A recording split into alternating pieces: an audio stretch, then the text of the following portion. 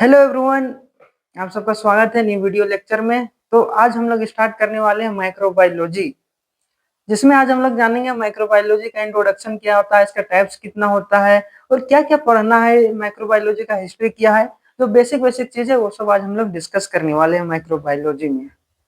तो बिना टाइम को वेस्ट किए हम लोग चलिए वीडियो को स्टार्ट करते हैं और समझते हैं।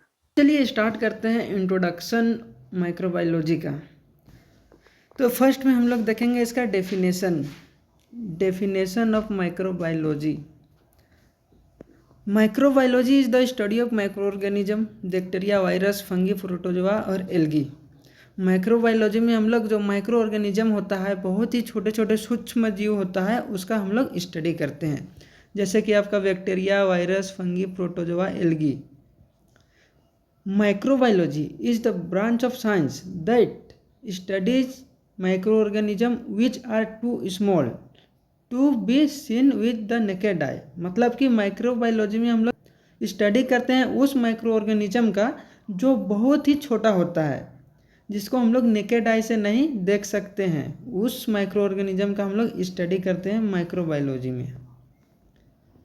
इसका हिस्ट्री देखते हैं। हिस्ट्री ऑफ माइक्रोबायोलॉजी, माइक्रोबायोलॉजी का क्या क्या हिस्ट्री है। First, the history of microbiology began with the discovery microorganism and developed through important scientists। मतलब जो हिस्ट्री है माइक्रोबायोलॉजी का, वो माइक्रो ऑर्गेनिज्म का डिस्कवरी से हुआ है और डेवलप किया गया है बहुत सारा साइंटिस्ट के द्वारा। तो कौन कौन सा साइंटिस्ट का योगदान रहा है माइक्रोबायोलॉजी को डेवलप करने में, उसको चलिए हम लोग देखते हैं। फर्स्ट रहा आपका 1665 में रॉबर्ट हुक ऑब्जर्व्ड सेल्स इन कॉर्क। जो रॉबर्ट हुक थे वो 1665 में सबसे पहले सेल को ऑब्जर्व किए थे। कहाँ पे? कॉर्क में। उसके बाद सेकेंड है आपका 1676 में Antonie van Leeuwenhoek first observe living organism. 1676 में एंटोनी वैन लुवेन हुक ने पहली बार ऑब्जर्व किया था माइक्रो ऑर्गेनिज्म को। उसके बाद है आपका 1796 Edward Jenner develop the first vaccine small pox. Edward Jenner जो थे वो फर्स्ट वैक्सीन डेवलप किए स्मॉल पॉक्स के अगेंस्ट में।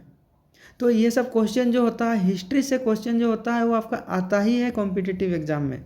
तो ये सब आप हिस्ट्री जो 1665 है, 1676 है, 1796 है, उस सब को आप याद रखें। उसके बाद है 1861 Louis Pasteur proved germ theory and disproved spontaneous generation. 1861 में लुइस पास्चर ने क्या थ्योरी दिया? Germ theory. और डिस्प्रूव्ड स्पॉन्टेनियस जनरेशन, और जनरेशन धीरे धीरे बढ़ता गया। उसके बाद है 1876 रोबोट कुछ prove that micro organism cause disease. 1876 में जो रोबोट कोच थे वो प्रूव किए कि कोई भी ऑर्गेनिज्म है वो काउज करता है आपका डिजीज, उसको प्रूव किए। तो मेरा हिस्ट्री यहीं पे ख़त्म हो रहा है, और इसका डीपली हिस्ट्री जानना है तो हम लोग आगे का वीडियो लेक्चर में आएगा, उस पर आप देख लें। स्कोप एंड इम्पोर्टेंस, क्या स्कोप है और इम्पोर्टेंस क्या है माइक्रोबायोलॉजी का। The scope of microbiology is very wide and include the study and use of micro organism in different field. जो माइक्रोबायोलॉजी का यूज होता है वो बहुत सारा फील्ड में यूज होता है। जैसे मेडिकल माइक्रोबायोलॉजी होता है आपका study of disease, diagnosis and vaccine. Medical microbiology में हम लोग डिजीज का स्टडी के लिए यूज करते हैं, डायग्नोसिस के लिए यूज करते हैं, और कोई भी वैक्सीन बनाने के लिए यूज करते हैं। सेकेंड है आपका एग्रीकल्चरल माइक्रोबायोलॉजी, जो कि इसमें हम लोग सॉइल का फर्टिलिटी देखने के लिए करते हैं, इसका यूज नाइट्रोजन के लिए करते हैं। और थर्ड है हमारा industrial microbiology, production of antibiotic. Industrial में हम लोग एंटीबायोटिक का जो प्रोडक्शन होता है उसके लिए करते हैं, एंजाइम्स के लिए करते हैं। और फोर्थ है आपका फूड माइक्रोबायोलॉजी, फूड का प्रिपरेशन, कट, ब्रेड, प्रिजर्वेशन, ये सब के लिए हम लोग यूज करते हैं। इन्वायरमेंटल माइक्रोबायोलॉजी, इसमें हम लोग वास्ट डिकम्पोजिशन के लिए और पॉपुलेशन कंट्रोल के लिए करते हैं। उसके आगे है आपका microbiology is important various field life. Microbiology is very important in various field of life, मतलब बहुत सारा लाइफ जो लिविंग थिंग्स है उसका फील्ड में इसका बहुत ही यूज है। फर्स्ट है आपका मेडिकल फील्ड में क्या यूज है माइक्रोबायोलॉजी का? डायग्नोसिस के लिए, ट्रीटमेंट के लिए, प्रिवेंशन डिजीज, वैक्सीन प्रोडक्शन के लिए, और फूड इंडस्ट्री में preparation of curd, cheese, bread, food preservation. Food industry में फूड बनता है तो वो सब में माइक्रोबायोलॉजी का यूज होता है, जैसे दही बनाते हैं उसमें होता है। थर्ड है agriculture, improve soil fertility. Agriculture में तो होता है सॉइल का फर्टिलिटी। इंडस्ट्री प्रोडक्शन में आपका production of antibiotic, enzyme, alcohol, ये सब के लिए इंडस्ट्री में यूज होता है। इन्वायरमेंट में decomposition of vast, sewage treatment, population control, यह सब में हम लोग का माइक्रोबायोलॉजी का यूज होता है। उसके बाद है आपका बायोटेक्नोलॉजी में जेनेटिक इंजीनियरिंग, डीएनए टेक्नोलॉजी, ये सब में भी आपका माइक्रोबायोलॉजी का यूज होता है। उसके बाद देखते हैं ब्रांचेज ऑफ माइक्रोबायोलॉजी का ब्रांच क्या क्या है उसको हम लोग पढ़ते हैं। Microbiology is divided into different branch based on type of micro organism studies. जो माइक्रो ऑर्गेनिज्म होता है वो बहुत सारा ब्रांच में डिवाइडेड है। फर्स्ट है आपका बैक्टीरियोलॉजी, इसमें स्टडी करते हैं बैक्टीरिया का, नाम से ही पता चल रहा है, जैसे कि ई कोलाई हो गया आपका। वायरोलॉजी में स्टडी ऑफ वायरस का हम लोग इसमें स्टडी करते हैं, जैसे कि आपका एग्जांपल में HIV हो गया। थर्ड है माइकोलॉजी में हम लोग किसका स्टडी करते हैं? स्टडी ऑफ फंगी का स्टडी करते हैं, जैसे कि आपका कैंडिडा एल्बिकन्स हो गया। प्रोटोजोलॉजी, प्रोटोजोआ का स्टडी होता है इसमें, जैसे कि एग्जांपल हो गया आपका प्लाज्मोडियम फैल्सिफेरम। साइकोलॉजी, इसमें स्टडी होता है एल्गी का। Immunology, study of immune system, इसमें हम लोग इम्यून सिस्टम का बारे में पढ़ते हैं, एग्जांपल हो गया वैक्सीन फॉर पोलियो। माइक्रोस्कोपी, जो कि माइक्रोबायोलॉजी में बहुत ही ज़्यादा यूज होता है। माइक्रोस्कोपी क्यों? क्योंकि माइक्रो ऑर्गेनिज्म बहुत ही छोटा होता है, उसको हम लोग नेकेड आई से नहीं देख सकते हैं, इसीलिए हम लोग इसमें यूज करते हैं microscope. Microscopy means the study and use of microscope to observe very small object that can not be seen with the naked eye. Microbiology में हम लोग माइक्रोस्कोप का यूज करते हैं इसीलिए क्योंकि जो हमारा बैक्टीरिया, वायरस, फंगी रहता है बहुत ही छोटा रहता है, उसको हम लोग नेकेड आई से नहीं देख सकते हैं।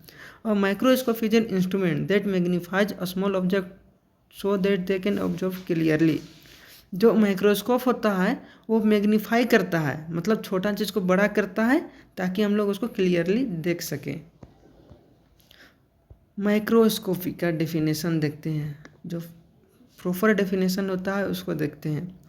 Microscopy is the science of observing and studying object that are too small to be seen with naked eyes by using microscope. मतलब माइक्रोस्कोप एक ऑब्जेक्ट है, इंस्ट्रूमेंट है, जिसमें से हम लोग ऑब्जर्व करते हैं बहुत ही छोटा चीज़, टू स्मॉल, बहुत ही छोटा ऑब्जेक्ट को देखने के लिए बाय यूजिंग माइक्रोस्कोप, उसका हम लोग यूज करते हैं माइक्रोस्कोप का। उसके बाद इसका हिस्ट्री देखते हैं, माइक्रोस्कोप का हिस्ट्री, क्या हिस्ट्री है इसका। 1590 George Janssen invented first compound microscope. ये भी क्वेश्चन बहुत ही ज़्यादा पूछा जाता है कि फर्स्ट किसने माइक्रोस्कोप का इन्वेंशन किया था, आविष्कार किया था। यूज 2 लेंसेज, इसमें 2 लेंस का यूज हुआ था। Image was not very clear, लेकिन इसमें जो था इमेज पूरा क्लियर नहीं था। उसके बाद फिर एक साइंटिस्ट आए 1609 में, 1609, Galileo Galilei improved microscope design name it occhiolino. जो ये थे गैलीलियो गैलीली, वो इम्प्रूव किया माइक्रोस्कोप का डिजाइन को और उसका नाम दिए क्या? ओक्योलिनो, उसका नाम दिए ओक्योलिनो। यह भी कॉम्पिटिटिव एग्जाम में पूछा जाता है। 1665 में फिर आए रोबर्ट हुक, जो ऑब्जर्व किए थे कॉर्क में सेल्स को। माइक्रोस्कोप में देखे थे कि जो कॉर्क के अंदर सेल्स को मैग्नीफाई किए थे।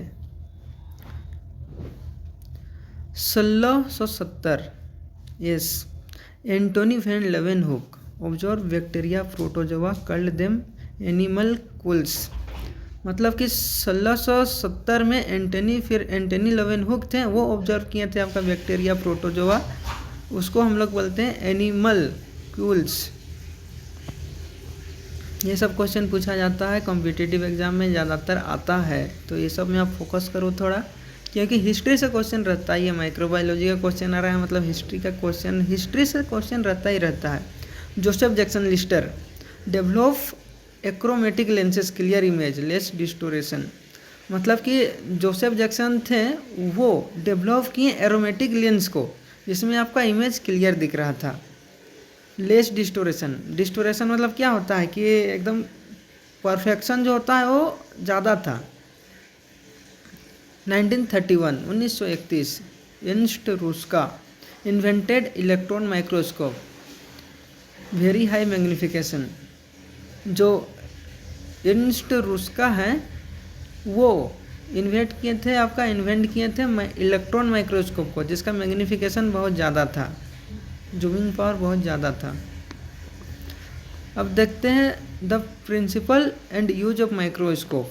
माइक्रोस्कोप का प्रिंसिपल और यूज किया है, तो फर्स्ट है आपका लाइट माइक्रोस्कोप, जिसको हम लोग कंपाउंड माइक्रोस्कोप भी बोलते हैं। इसका प्रिंसिपल है कि use visible light and lenses to magnify object. Use करता है विजिबल लाइट का, ताकि वो जो ऑब्जेक्ट है उसको सही से दिखा पाए। Uses study of cells and bacteria, routine laboratory work and a little bit body text. मतलब स्टडी इसमें हम लोग करते हैं सेल का, बैक्टीरिया का, और रूटीन लेबोरेटरी जो वर्क होता है उसमें। Dark field microscope, dark field microscope का प्रिंसिपल क्या होता है? Light falls on specimen from side, background dark object bright.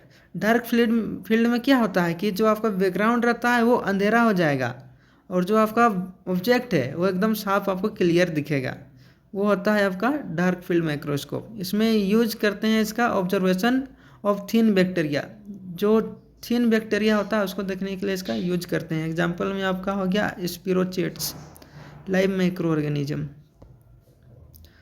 उसके बाद थर्ड है आपका फेज कॉन्टेक्स्ट माइक्रोस्कोप। इसका प्रिंसिपल है convert phase difference of light into brightness difference. जो ये फेज कॉन्टेक्स्ट माइक्रोस्कोप है वो कन्वर्ट करता है फेज डिफरेंस ऑफ लाइट को इनटू ब्राइटनेस डिफरेंस। फेज मतलब थोड़ा अंधेरा टाइप का रहता है, उसको साफ करता है।